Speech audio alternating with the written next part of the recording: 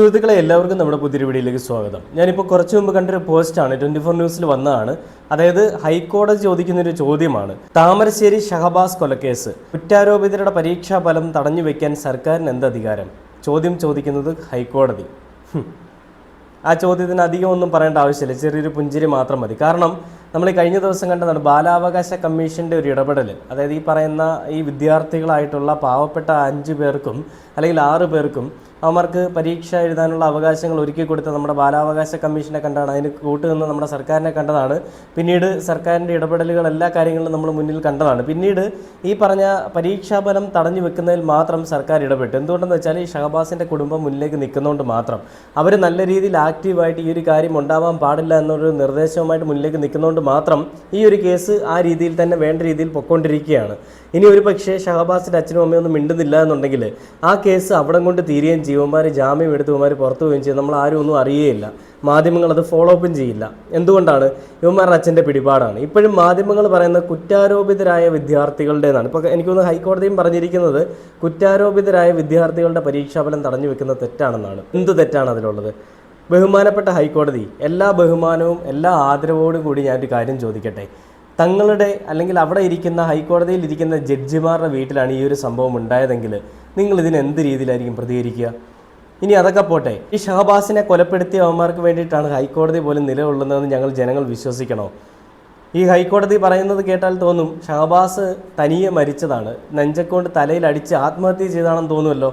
ഹൈക്കോടതിയിൽ ഒരു വിശ്വാസമുണ്ട്, അല്ലെങ്കിൽ നീതിന്യായ വ്യവസ്ഥയിൽ അവരുടെ ഷഹബാസിൻ്റെ അച്ഛനും അമ്മയ്ക്കും ആ കുടുംബത്തിനൊരു വിശ്വാസമുണ്ടെന്ന് പലപ്പോഴും പറയുമ്പോഴും അത് നമ്മുടെ കോടതി തന്നെ തെളിയിക്കുകയാണ്. നിങ്ങൾ വിശ്വസിക്കേണ്ട, ഞങ്ങളൊന്നും നീതി തരാൻ പോകുന്നില്ല.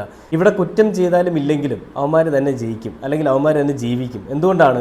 അവന്മാരുടെ അച്ഛൻ്റെ പണത്തിൻ്റെയും അവന്മാരുടെ പിടിപാട് കൊണ്ട് മാത്രമാണ്. ഹൈക്കോടതിയെ പോലും വില കൊടുത്ത് വാങ്ങാൻ പറ്റുന്ന ഒരു അവസ്ഥയിലേക്ക് മാറിയിട്ടുണ്ടോ നമ്മുടെ ഭരണ സംവിധാന വ്യവസ്ഥ, അല്ലെങ്കിൽ നമ്മുടെ നാട്ടിലെ നീതിന്യായ വ്യവസ്ഥ എന്ന് പറയുന്നത്? ഞാൻ ആദ്യം തന്നെ പറഞ്ഞിട്ടുണ്ട്, നീതി കിട്ടുന്നില്ല എന്നുണ്ടെങ്കിൽ നീ തീയാവുക. അത് ഷഹബാസിൻ്റെ അച്ഛനോടോ ഷഹബാസിൻ്റെ കുടുംബത്തിലുള്ളവരോടോ ആരോടും ആയിക്കോട്ടെ, ആ സ്ഥലത്തുള്ള ജനങ്ങളോടായിക്കോട്ടെ.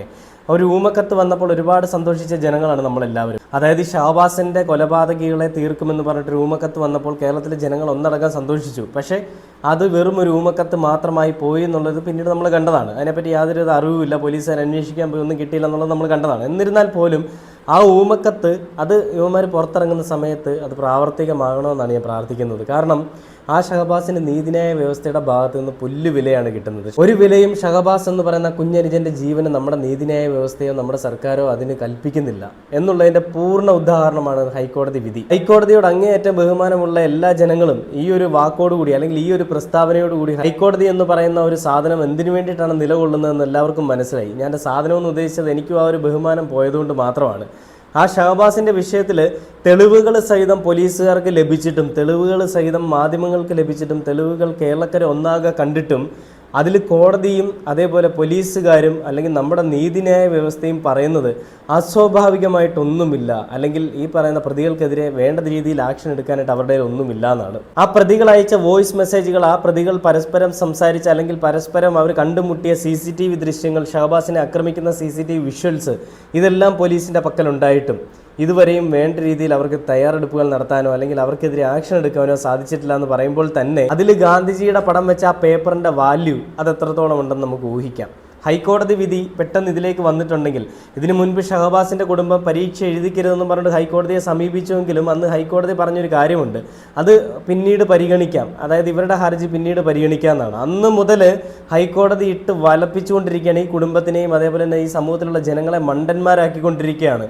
എന്ത് തെറ്റ് ചെയ്താലും എന്ത് പോക്രത്തരം ചെയ്താലും സംരക്ഷിക്കാനായിട്ട് നമ്മുടെ നാട്ടിലെ സർക്കാരുണ്ട്. ആ സർക്കാരിനെ സംരക്ഷിക്കാൻ സാധിച്ചില്ലെങ്കിൽ ഞങ്ങൾ സംരക്ഷിക്കുമെന്ന് പറയാനായിട്ട് നമ്മുടെ ഹൈക്കോടതി ഇരിപ്പുണ്ട്. എന്തൊരു കഷ്ടമാണല്ലേ നമ്മുടെ നാട്ടിലെ അവസ്ഥ എന്ന് പറയുന്നത്. വെറുതെ അല്ല നമ്മുടെ നാട്ടിൽ ഈ പറയുന്ന തന്തയില്ലായ്മകൾ വീണ്ടും ആവർത്തിക്കുന്നത്. കാരണം ആ തന്തയില്ലായ്മകൾ അവന്മാർ ചെയ്താലും അതിനു വേണ്ടുന്ന എല്ലാ സപ്പോർട്ടുകളും, അവരെ സുരക്ഷിതമാക്കി പുറത്തേക്ക് വിടാൻ പറ്റുന്ന എല്ലാ സംവിധാനങ്ങളും ഒരുക്കി കൊടുക്കുമെന്ന് നമ്മുടെ നീതിന്യായ വ്യവസ്ഥയും നിയമ സംവിധാന വ്യവസ്ഥയും ഒക്കെ പറയുകയാണ്, ഞങ്ങൾ നിങ്ങളെ രക്ഷിച്ചോളാമെന്ന്. അപ്പം അങ്ങനെയുള്ളപ്പോൾ പിന്നെന്തിനാണ് പേടി? ആര് പേടിക്കണം? കൊലപാതകം ചെയ്താൽ രക്ഷിക്കാൻ നമ്മുടെ ഹൈക്കോടതി ഇല്ലേ? നല്ല കാര്യങ്ങളിൽ ഹൈക്കോടതി ഇടപെടുന്നത് നല്ലതൊക്കെ തന്നെയാണ്. പക്ഷേ ഈ പറയുന്ന ഷഹബാസിൻ്റെ കൊലയാളികൾക്ക് വേണ്ടിയിട്ട് നിങ്ങൾ സംസാരിക്കുന്നത് അത് ഏതെങ്കിലും ഒരു ജഡ്ജി ആയിരിക്കുമല്ലോ ഇത് ചെയ്തിരിക്കുന്നത്. ഹൈക്കോടതി ഒന്നടങ്കം ഞാൻ പറയുന്നില്ല. പക്ഷേ ആ ജഡ്ജിയുടെ കുടുംബത്തിൽ ഈ ഒരു സംഭവം ഉണ്ടായിരുന്നെങ്കിൽ അവനെ എന്നേ നിങ്ങൾ തീർത്ത് കളഞ്ഞേനെ. ആ ചെയ്തവന്മാരെ നിങ്ങൾ പോലീസിന് പോലും വിട്ടുകൊടുക്കാതെ നിങ്ങൾ തന്നെ കൊന്നുകളയില്ലേ? ഈ പറയുന്ന വലിയ ബാധിക്കുന്ന ആളുകളൊക്കെയാണ് അവർ, നിങ്ങൾ തന്നെ അവരെ കൊന്നുകളയും, അതിൽ യാതൊരു സംശയമില്ല. പക്ഷേ ഇത് അന്യൻ്റെ കുടുംബത്തിലല്ല. ആരാൻ്റെ അമ്മയ്ക്ക് ഭ്രാന്ത് പിടിച്ചാൽ കാണാൻ നല്ല ചേലാണെന്ന് പറയുന്ന പണ്ടത്തെ ഒരു പഴഞ്ചൊല്ലുണ്ട്. അത് തന്നെയാണ് ഇവിടെ സത്യമായിട്ട് വരുന്നതും. ആ ഒരു പഴഞ്ചൊല്ല് ഇവിടെ പ്രസക്തമാകുകയാണ്. കാരണം ആരുടെയോ വീട്ടിൽ നടന്നൊരു സംഭവം, അത് 6 പേര് തല്ലിക്കൊന്നു. അതുകൊണ്ട് ഇപ്പം എന്താ? ആ പയ്യൻ മരിച്ചു, അവൻ മരിക്കേണ്ടവനായിരുന്നു, അതുകൊണ്ട് അവൻ മരിച്ചു. കൊന്നത് വലിയ പണമുള്ള ആളുകളാണ്. അവന്മാരുടെ അടുത്തൊന്നും അങ്ങനെയൊന്നും കളിക്കാൻ പറ്റില്ല. അത് മാധ്യമങ്ങളല്ല, പോലീസല്ല, സർക്കാരല്ല, ഹൈക്കോടതിയല്ല, ആർക്കും കളിക്കാൻ പറ്റില്ല. അത്രയ്ക്ക് പിടിപാടുള്ളവന്മാരാ. ഞങ്ങൾ രക്ഷിക്കും, ഞങ്ങളില്ല ഇവിടെ, ഹൈക്കോടതി ഞാനുണ്ട് ഇവിടെ, പേടിക്കേണ്ട മക്കളെ, നിങ്ങളെ രക്ഷിക്കാൻ ഞാനുണ്ട്. ഈ ഒരു ധൈര്യമായിരുന്നു അവന്മാർ ഷഹബാസിനെ കൊല്ലുന്നതിന് മുൻപും. കൊന്നതിന് ശേഷവും ആ ധൈര്യത്തിന് കൂടുതൽ കൂടുതൽ ബലം കിട്ടുകയാണ്. എന്തുകൊണ്ട്? ഹൈക്കോടതി പോലും അവന്മാരുടെ കൂടെയാണ്, പോലീസ് പോലും കൂടെയാണ്, സർക്കാർ കൂടെയാണ്, ഹൈക്കോടതി കൂടെയാണ്. ഇനി കേന്ദ്ര സർക്കാരും കൂടെ ഉണ്ടെന്ന് അറിയില്ല, അത് മിക്കവാറും കൂടെ കാണും. അപ്പോൾ എന്ത് തന്തയില്ലായ്മ കാണിച്ചാലും അതിനെല്ലാം അംഗീകരിക്കുന്ന ഒരു നിയമ സംവിധാന വ്യവസ്ഥയുള്ള നമ്മുടെ നാട്ടിൽ ഇതൊക്കെ സർവ്വസാധാരണമാണ് എന്നാണ് നമ്മുടെ കോടതിയും പറയുന്നത്. അതായത് കൊലപാതകങ്ങളൊക്കെ സർവ്വസാധാരണമാണ്. ഇത് നടന്നത് ഷഹബാസ് പ്രൊവോക്ക് ചെയ്തുകൊണ്ട് മാത്രമായിരിക്കണം അല്ലേ? ഒരുപക്ഷെ ഷഹബാസ് ഒരു കാരണവശാലും ആ ട്യൂഷൻ സെൻറ്ററിൽ പോകാൻ പാടില്ലായിരുന്നു. അവനവിടെ പഠിക്കുന്ന വിദ്യാർത്ഥിയല്ല. ഉള്ള വാർത്തകളൊക്കെ നമ്മൾ കണ്ടതാണ്. അങ്ങനെയുള്ള ഷഹബാസ് അവിടെ പോയതുകൊണ്ടാണല്ലോ ഷഹബാസ് മരണപ്പെട്ടത്. പല വീഡിയോയിലും പറഞ്ഞിട്ടുണ്ട് ഷഹബാസിന് സർക്കാരിൻ്റെ ഭാഗത്തുനിന്ന് നീതി കിട്ടില്ല, പക്ഷേ കോടതിയുടെ ഭാഗത്തുനിന്ന് കിട്ടുമെന്നുള്ളത്. പക്ഷേ ഇപ്പോൾ വീണ്ടും തെളിയിച്ചിരിക്കുകയാണ്, സർക്കാരിൻ്റെ ഭാഗത്തുനിന്ന് നീതി കിട്ടില്ല, കോടതിയിൽ നിന്നും കിട്ടില്ല. ഇനി കുറ്റപത്രം സമർപ്പിച്ച് കഴിയുമ്പോൾ നമുക്കറിയാം അതിലെന്തൊക്കെയാണ് പരാമർശിച്ചിട്ടുള്ളതെന്നുള്ളത്. ഇവന്മാരുടെ ഭാഗത്ത് തെറ്റില്ല, ഷഹബാസാണ് പ്രശ്നക്കാരൻ എന്നുള്ള രീതിയിൽ തന്നെ വരാം. നമുക്ക് വലിയ അധികം ചിന്തിക്കേണ്ട ആവശ്യമൊന്നുമില്ല, അങ്ങനെ തന്നെ വരും. എന്തായാലും കുടുംബത്തിന് നീതി കിട്ടട്ടെ, ആ ഊമക്കത്തെ സത്യമാവട്ടെ എന്ന് പ്രാർത്ഥിച്ചുകൊണ്ട് ഈ ഒരു വീഡിയോ ഇവിടെ അവസാനിക്കുകയാണ്.